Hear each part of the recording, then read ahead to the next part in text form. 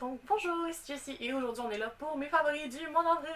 Yeah! Donc là, mes favoris, on a commencé par les livres et ça a été dur, plus ou moins. Comme il y a eu certains livres qui m'ont vraiment intéressé, mais pas tant de livres qui m'ont touché personnellement. Donc la sélection est assez out there, je dirais. J'ai l'impression en tout cas. Donc le premier livre que j'ai vraiment aimé, c'est Macbeth de William Shakespeare. Je suis une grande fan de Shakespeare, même si j'ai vraiment pas lu tant que ça de lui, honnêtement. Mais Macbeth, c'était merveilleux. Puis je pense que c'est comme mon troisième Shakespeare préféré. Parce que le premier, c'est Hamlet. Ensuite, il y a A Midsummer Night's Dream. Puis ensuite, il y a Macbeth. Mais Macbeth, c'était vraiment bon. Puis je pensais pendant une seconde que c'était mon préféré. Puis là, je me suis souvenu que Hamlet puis A Midsummer Night's Dream existaient. Mais sinon, c'est vraiment excellent. Il y a un moment, il y a une scène qui m'a vraiment donné des frissons. J'avais déjà lu cet extrait-là. C'est un extrait qui est assez populaire. Et c'est ça, je l'avais lu comme des citations dans d'autres livres, et etc., etc. Mais là, de le voir en contexte, j'étais comme ouf, c'était merveilleux. En plus, chaque fois que les sorcières étaient présentes, puis qu'ils faisaient comme leur espèce de sortilège, j'étais comme double, double, toil in trouble. Et moi, je commençais à chanter la chanson d'Harry Potter, bien sûr, parce que, tu sais. Bande dessinée Une longue canicule est vraiment bonne. Ça parle en fait d'une fille qui vient s'installer à Montréal pour un été où est-ce qu'il y a une longue canicule. Et ça parle un petit peu de sa vie, du quotidien. Il y a une espèce de monsieur bizarre qui traîne dans son quartier puis qui l'a suivi une fois à vélo. Ça parle de ses rencontres avec sa voisine, avec un policier, avec ses collègues de travail. C'est vraiment une belle histoire, c'est une petite histoire, c'est vraiment comme un fragment d'histoire plutôt, j'ai l'impression. Puis les illustrations amènent vraiment justement ce côté-là, que juste comme fragmentaire. Des fois on saute des moments puis c'est pas nécessairement important. C'est vraiment les interactions qui sont le plus importantes. Puis c'est vraiment beau, je pense. C'est une bonne petite lecture, ça se lit très bien. Je l'ai lu comme en 2 heures dans mon bain. C'était un très long bain. Et c'était très bon, donc je vous le recommande définitivement. Surtout que l'été s'en vient et qu'il va peut-être avoir une canicule. Qui sait, un jour, peut-être fera-t-il chaud. C'est comme si j'avais hâte. Okay. Ensuite, j'ai beaucoup aimé le recueil de poésie Delete de Daphné B. Comme d'habitude, je ne saurais pas vous dire pourquoi, parce que c'est de la poésie. Mais j'ai vraiment aimé ça. C'était beau, c'était triste.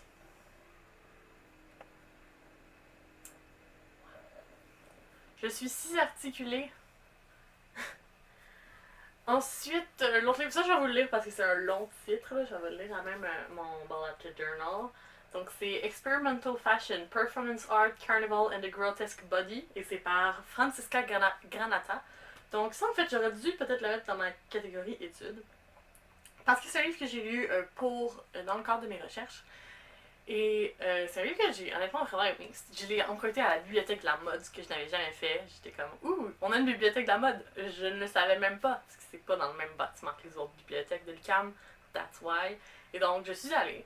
By the way, le bibliothécaire là-bas a l'air vraiment tout seul. Allez le voir. Je sais pas, il m'a reconnu les 2 fois que je suis passée. Ce qui est assez impressionnant. Je dois dire que je dois pas ressembler nécessairement aux gens qui étudient en mode là. Je veux dire, je porte un t-shirt de Spider-Man en ce moment là. Mais bref, j'ai emprunté ce livre-là dans le cadre de mes recherches sur Lady Gaga. Donc je vais probablement vous reparler sur la chaîne parce que c'était des recherches qui étaient vraiment intéressantes dans le fond. Et donc, je vais vous en parler. Et vous allez déterminer vous-même si c'était intéressant comme recherche ou non. À suivre. Et donc c'est ça, le livre en fait traite de la mode, des vêtements et de ce que les vêtements font comme effet. Puis c'est vraiment assez bien fait, honnêtement, comme livre. Je me suis concentrée sur le passage qui parlait de Lady Gaga, évidemment. Puis là, il la comparait avec certains artistes contemporains, comme Orlan, comme Yana Sterback. Donc c'était vraiment intéressant ce côté-là. Ça l'a vraiment beaucoup amené à mes recherches. Ça suivait des idées que j'avais déjà sur Lady Gaga. Par contre, ça en a amené d'autres, comme par exemple le lien avec Orlan. Je l'aurais peut-être pas fait moi-même. Pour ceux qui ne sauraient pas c'est qui Orlan, cette vidéo-là va durer 200 ans, Seigneur, je fais tout le temps ça. Les favoris, là, c'est comme la vidéo où mon idée part n'importe où, tout le temps. Et Luna, qui me colle en plus, je m'excuse. C'est parce que je parle de tellement de sujets différents, ça amène tellement d'autres sujets. Mais je peux pas dire, comme faire du name dropping puis pas vous expliquer c'est quoi, parce que je me dis que sinon j'ai l'air d'une tarte. Vous connaissez Orlan parce qu'elle est quand même très médiatisée. Donc c'est la femme, en fait, c'est une artiste qui faisait des chirurgies esthétiques. Donc son corps était comme son canevas. C'est bizarre la façon que je l'ai dit. Mais c'est ça, son médium d'art, c'est son propre corps. Donc elle a fait certaines chirurgies esthétiques pour essayer de ressembler. Elle prenait comme des éléments de certaines figures importantes de l'histoire de l'art, puis elle modifiait son visage par rapport à ça.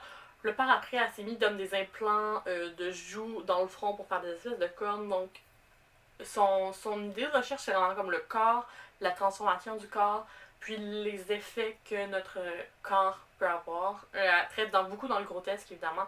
Et donc, c'est ça, l'auteur, en fait, Granata, vous comparait un petit peu les vêtements de Lady Gaga, certains de ses costumes, avec le procédé d'Orlan, et c'était vraiment intéressant. Super, je vais pas trop entrer en détail là-dedans, parce que c'est un petit peu poussé, mais c'était super intéressant, honnêtement, comme lecture. Ça a vraiment poussé mes recherches, puis c'était un livre qui parlait de mode, ce qui est pas quelque chose avec lequel j'ai beaucoup à traiter. Puis là, je me rends compte que c'est vraiment quelque chose qu'on devrait peut-être intégrer plus dans l'histoire de l'art, donc ça a vraiment ouvert mes horizons, j'ai l'impression, comme lecture, puis honnêtement, je serais down pour en lire plus de cet auteur. Donc, pour moi, c'était une recommandation. Si vous vous intéressez un temps soit peu à la mode ou aux vêtements en général, je pense que ce serait une bonne lecture. Comme d'habitude, je vais vous mettre le titre en description. C'est un très bon livre. Et enfin, le dernier livre que j'ai lu, c'est Vader Down de Jason Aaron. Et c'est tellement bon. Shite. Donc, oui, c'est ça. J'ai lu en fait les bandes dessinées, la série Darth Vader de Marvel. Donc, c'est ça. Vader Down, c'est vraiment bon. Là, j'ai vraiment trop parlé des livres, puis il me reste encore d'autres choses à faire. Ah, ok. Donc, les séries. Donc, il y a une série que j'ai vraiment aimée, en fait, je suis vraiment en retard. C'était vraiment populaire, je pense qu'il y a comme 2 ans. Je parlais tout le monde en parler, puis je voulais vraiment l'écouter, mais ça n'a pas donné. Puis il y a des choses comme ça que tu te dis, je veux vraiment faire ça, mais t'as pas le temps ou t'as pas la patience ou peu importe.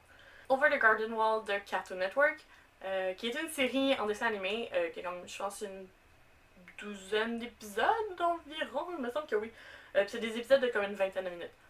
C'est assez court, je l'ai écouté en une journée pendant ma fin de session. J'aurais probablement pas dû passer une journée à écouter ça au lieu de faire mes travaux, but whatever. I did it and it was fun. C'est vraiment une super bonne série. Puis là, j'ai écouté ça, puis j'étais comme, hey, le personnage principal a une voix qui me dit quelque chose. Et oui, ça me dit quelque chose parce que c'est Elijah Wood, Frodon dans Seigneur des Anneaux, qui fait sa voix. Et j'étais vraiment contente de réaliser ça. Mon chum me croyait pas, puis j'ai regardé sur IMDb, puis c'était lui parce que. I know. Bref. Et c'est vraiment une super bonne série, donc c'est vraiment mignon. Ça parle de 2 frères en fait qui se retrouvent dans une forêt qui est un petit peu magique et rencontrent toute une gamme de personnages vraiment intéressants. Et là, ça a l'air comme vraiment magique, c'est le conte de fées. C'est définitivement basé là-dessus, mais c'est tellement dark. Comme, wow, les dessins sont super mignons. Le personnage du petit frère, j'ai complètement oublié c'est quoi son nom. Il est trop adorable, genre super mignon. Le personnage d'Elijah Wood, c'est le personnage qu'Elijah Wood joue souvent dans les films et les séries. Mais je l'ai quand même vraiment aimé parce que j'aime full Elijah Wood, fait que j'étais comme super contente.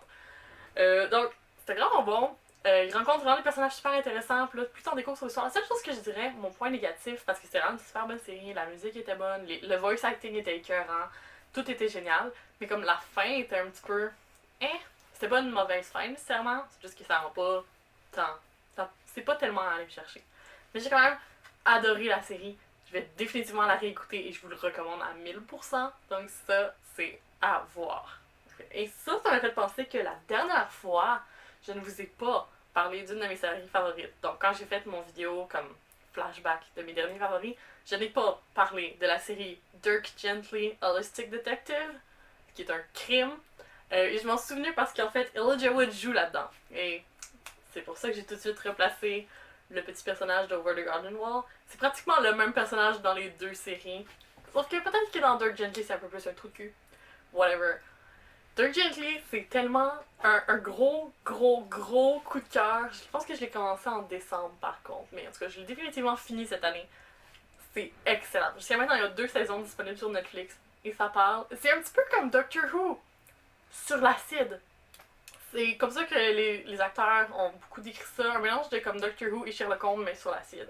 Et c'est malade. C'est vraiment capoté. Donc ça parle d'Elijah Wood, qui a un nom, whatever. Son nom c'est Elijah Wood, on va dire. Ça parle d'Elijah Wood qui rencontre Dirk Gently, qui est un détective holistique. Et ça, dans le fond, ce que ça fait, c'est qu'il se laisse un petit peu porter par les événements parce que la fibre du monde est toute interconnectée. C'est vraiment bizarre, en fait. C'est un peu bizarre. C'est vraiment bizarre comme série, mais c'est vraiment hilarant. c'est très drôle. Les couleurs, c'est tout vraiment éclatant. C'est pas une série animée cette fois-ci, mais ça pourrait l'être, honnêtement, tellement c'est intense parfois. Et c'est super bon. Genre, vraiment bon. Donc, la première saison, en fait, il cherche une jeune fille qui a disparu. Et Elijah Wood se fait entrer là-dedans par hasard. Et il y a plein de choses étranges qui se passent en chemin. Donc, tu sais, ce qui commençait par un mystère assez étrange, parce qu'il y a une fille qui a disparu et on retrouve le cadavre de son père et ses proches morts dans des circonstances assez loufoques. Et là, en fait, il va se retrouver embobiné dans cette histoire-là à cause de Dirk Gently qui fait juste comme se pointer chez lui. Et c'est cela. C'est malade mental. J'ai trippé là-dessus et je pense que vous allez peut-être aimer ça. Si c'est votre genre, quelque chose de bizarre, quelque chose de funky, il y a de la bonne musique qui joue là-dedans. Les personnages sont tous vraiment intéressants. C'est honnêtement, des fois, il y a comme des side quests, tu vois, comme d'autres personnages, puis tu dis, ah, pas eux, on s'en fout. Mais là, non, parce que tous les personnages ont quelque chose, puis amènent quelque chose de plus à l'émission. Donc, c'est vraiment un gros, gros coup de cœur, et je vous le recommande. Et j'en reviens pas que j'ai oublié de vous parler de ça dans ma dernière vidéo. Je suis désolée, mais c'était malade. Super. Ensuite, on va enchaîner un peu vite parce que ça commence à être mon affaire. Musique. J'adore la chanson Lo Siento de Super Junior et Leslie Grace. Donc, Super Junior, j'ai écouté ça au cégep avec mon amie Catherine, comme assez beaucoup. Et là, j'ai vu qu'elle a sorti une nouvelle chanson. Puis je pense que c'est la première fois qu'ils sortent une chanson depuis que j'étais au cégep, mais je suis vraiment pas sûre de ça. Je parle à travers mon chapeau en ce moment, donc je ne sais pas. Et là, j'ai décidé d'embarquer un petit peu dans le hype, même si je suis pas du tout sur la scène K-pop, genre j'ai aucune idée de ce qui se passe en ce moment. Mais j'ai décidé d'embarquer un petit peu sur le hype, puis de suivre, puis de voir comme les photos qui étaient releasées, puis comme ils teasaient les bouts de la chanson. Puis finalement, la chanson est sortie, puis je l'aime tellement. C'est malade. Puis c'était le fun de faire un petit peu partie d'une fandom pendant un temps, ce que je ne fais pas beaucoup, à part des fois sur Twitter. Souvent sur Twitter, j'embarque dans les fandoms. Mais bref, ça faisait plaisir de faire un petit peu partie de ça, surtout que c'est quelque chose que j'avais des amis qui étaient là-dedans déjà, donc je suis pas toute seule en train de crier sur les internets, je suis toute seule en train de crier sur des internets à du monde que je connais. Fait que ça c'est bien. Et la chanson est super bonne aussi. Donc j'ai aimé ça et je vous conseille d'aller écouter ça. Je l'ai mis dans ma playlist de New Jam que je vais encore mettre en description parce qu'il y a quelques personnes qui m'ont dit que j'écoutais de la bonne musique la dernière fois et Your Girl Likes Validation. Ensuite, Leslie Grace en tant que telle. Donc, elle fait un featuring sur la chanson Lo Siento et je suis un petit peu en amour avec elle. Genre, elle est tellement belle, elle chante tellement bien, elle danse bien. Donc, je suis allée écouter un petit peu ses autres chansons et je l'aime beaucoup. Il y a aussi quelques-unes de ses chansons sur ma playlist. Ensuite, Nether Friends. Oui, Nether Friends. J'ai comme, c'est qui eux? Puis là, je me suis souvenu. Ok. Ils ont écrit un CD. Je sais pas du tout c'est quoi le titre de l'album, mais ça parle juste de fuckboy. Et, genre, j'aime vraiment ça. Comme toutes leurs petites chansons, c'est comme Fuck Boys, I don't like fuck boys make me real sad. Il y a juste une chanson, je pense, qui s'appelle comme Carmen, en parenthèse, This song is not about fuck boys. I love it. En plus, la musique est bonne, tu sais, il y a pas juste comme le fait que l'album, les titres des chansons me fassent vraiment rire. Comme vraiment rire. Puis c'est vraiment mon esthétique, je pense. Mais la musique est bonne aussi, donc c'est vraiment excellent. Je vous conseille honnêtement Fuck Boys Make Me Real Sad et Don't Be a Fuckboy. Surtout Don't Be a Fuckboy. Don't Be a Fuckboy c'est un peu plus comme upbeat, puis Fuck Boys Make Me Real Sad c'est un peu plus triste comme chanson, comme le titre l'indice. Et c'est vraiment bon. Puis j'aime vraiment que les titres des chansons ça ait tout un lien avec Fuckboy et que toutes les chansons parlent de Fuckboy en fait. C'est génial, ça aussi, ça va être dans ma playlist. Donc, et enfin, Slow Magic a sorti un petit album de comme 5 chansons qui s'appelle Away. Je l'ai pas tellement écouté, mais à chaque fois que Slow Magic sort quelque chose, c'est sûr que je vais l'écouter en boucle. Donc, c'est super bon. Pour ceux qui ne connaîtraient pas Slow Magic, c'est vraiment de la musique électro, très atmosphérique. Au début de sa carrière, il se décrivait comme faisant les bruits que faisait un ami imaginaire. Là, c'est un petit peu plus concret, j'ai l'impression, de la musique, mais il garde cette espèce de petite vibe onirique-là que j'aimais tellement. Donc ça vaut la peine d'aller checker ça pour ce qu'il fait. J'adore son deuxième album, je pense que c'est son préféré, mais ma chanson préférée de toute sa carrière c'est Music.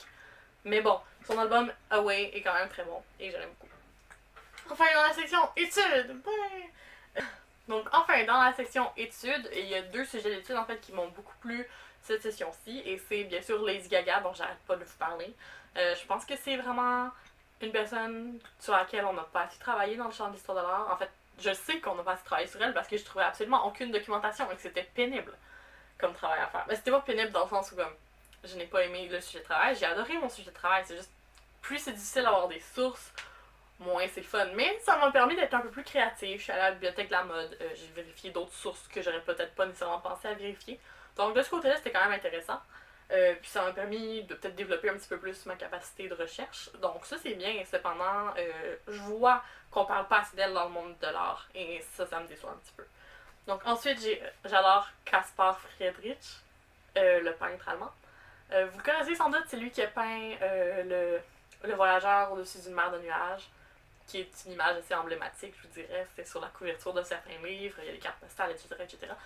J'ai toujours aimé Caspar Friedrich, mais là, je sais pas pourquoi, là, cette session-ci, on parlait de lui en classe, puis la prof a juste projeté ses toiles, puis ça m'a subjuguée, et j'avais les larmes aux yeux, et ça a l'air vraiment ridicule ce que je dis, mais je suis sincère. Quand on a vu comme la mer de glace projetée à l'écran, je sais pas pourquoi, j'étais peut-être dans le bon mood, j'étais peut-être perceptive à cette aura-là de ses œuvres. Ça, c'est juste une projection de rétroprojecteur. Je veux dire, si je vois ces œuvres en vrai, je vais pleurer, c'est sûr à 1000%. Là, vous dites, personne pleure quand il voit une toile. Haha, joke's on you! J'ai pleuré 2 fois devant des œuvres d'art dans ma vie. Donc, une fois, c'était au Metropolitan Museum of Art à New York. Et j'ai pleuré devant une statue Andromeda NC Monster, qui est une statue en fait de l'Antiquité. Et quand je l'ai vue, j'étais juste comme tellement touchée par sa beauté et par l'attention au détail qu'il y avait. Je me suis mise à pleurer. J'imaginais vraiment l'artiste en train vraiment de travailler là-dessus. Et c'était une grande beauté. Et ça m'a émue à un point que j'avais jamais expériencé. J'étais au secondaire encore à l'époque, mais je pense que ça a vraiment montré un tournant, je dirais, pour mon intérêt vers l'art, ce moment-là dans ma vie. Donc c'est pour ça que je le mentionne. Et sinon, la deuxième fois, c'est quand j'ai vu les nymphéas de Monet. C'est une de mes œuvres préférées, puis la voir en vrai, c'était juste vraiment impressionnant, c'est tellement beau. Je commence à avoir les larmes aux yeux juste d'en parler, donc je vais m'arrêter.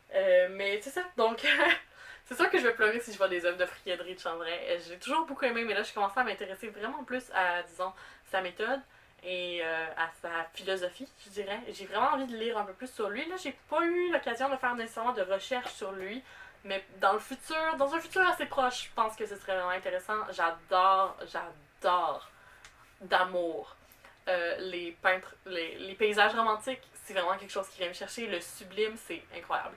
Donc, je vais définitivement faire des recherches là-dessus rapidement. Et sur ce, j'arrête enfin de parler. Je voulais juste vous montrer ma page dans Bullet Journal sur les favoris d'Avril parce que c'est cute. Honnêtement, je pense que j'ai réussi quelque chose de quand même beau là. C'est bref. Donc sur ce, j'arrête enfin de parler et je vous dis merci et à la prochaine!